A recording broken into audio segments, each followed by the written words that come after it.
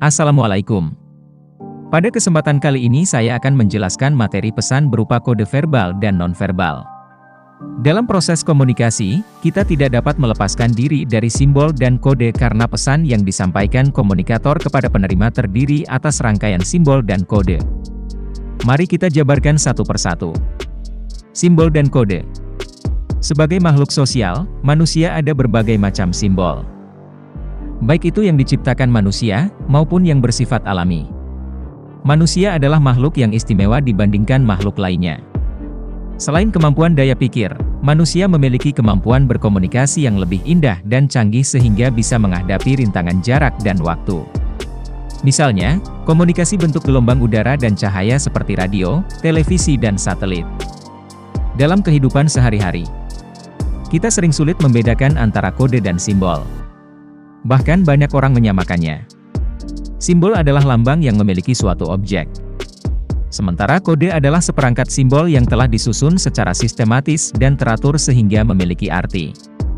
Lampu pengatur lalu lintas yang dipasang di pinggir jalan adalah simbol polisi lalu lintas, sedangkan simbol warna yang disusun secara teratur, sehingga menjadi kode bagi pemakai jalan. Contoh lain bunyi letusan, itu adalah simbol dari senjata atau ban mobil pecah. Akan tetapi, jika letusan itu berlangsung 21 kali, ia menjadi kode penghormatan kepada suatu negara. Pada dasarnya, kode dibedakan atas dua macam, yakni kode verbal dan nonverbal. Kode verbal dalam pemakaiannya menggunakan bahasa yang memiliki fungsi untuk mempelajari dunia sekeliling kita, membina hubungan baik dengan sesama manusia dan menciptakan ikatan-ikatan dalam kehidupan manusia. Berikutnya kode nonverbal. Kode ini biasa disebut bahasa isyarat atau bahasa diam. Adapun fungsi penggunaan kode nonverbal adalah meyakinkan apa yang diucapkan, menunjukkan perasaan dan emosi yang tidak bisa diutarakan dengan kata-kata, menunjukkan jati diri sehingga dikenal, dan menambah atau melengkapi ucapan-ucapan yang dirasakan belum sempurna. Pemberian arti terhadap kode nonverbal sangat dipengaruhi oleh sistem budaya sosial masyarakat yang menggunakannya. Misalnya meludah di depan orang dipandang sebagai perbuatan yang kurang terpuji di Asia. Berikut beberapa bentuk dari kode nonverbal. Kinesiks adalah gerakan-gerakan badan. Berikut jenisnya. Pertama, emblems. Berupa gerakan badan, misalnya mengangkat jempol berarti yang terbaik untuk orang Indonesia.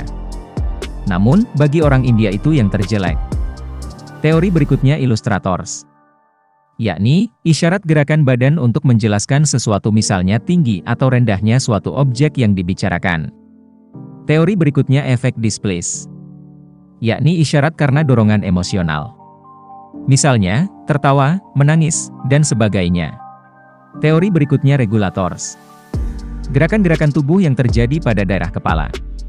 Misalnya, mengangguk tanda setuju atau menggeleng tanda menolak. Berikutnya adaptori, adalah gerakan badan sebagai tanda kejengkelan, misalnya menggerutu. Gerakan mata adalah alat komunikasi yang paling berarti dalam memberi isyarat tanpa kata. Menurut Mark Knapp ada 4 fungsi gerakan mata. 1. Untuk memperoleh umpan balik dari lawan bicaranya. Misalnya dengan mengucapkan bagaimana pendapat saudara mengenai hal itu. Kedua, untuk menyatakan terbukanya saluran komunikasi dengan tibanya waktu untuk bicara. Ketiga, sebagai sinyal untuk menyalurkan hubungan. Keempat, sebagai pengganti jarak fisik. Sentuhan adalah isyarat dilambangkan dengan sentuhan badan. Menurut teorinya dibagi 3. Pertama, kinestetik. Ditunjukkan dengan bergandengan satu sama lain, sebagai simbol keakraban atau kemesraan. Kedua, sosiofugal, jabat tangan sebagai persahabatan. Ketiga, ikatan emosional, misalnya menepuk punggung karena sudah lama tidak bertemu. Berikutnya diam. Dalam kehidupan sehari-hari, berdiam diri sangat sulit ditebak. Apakah malu, cemas atau marah?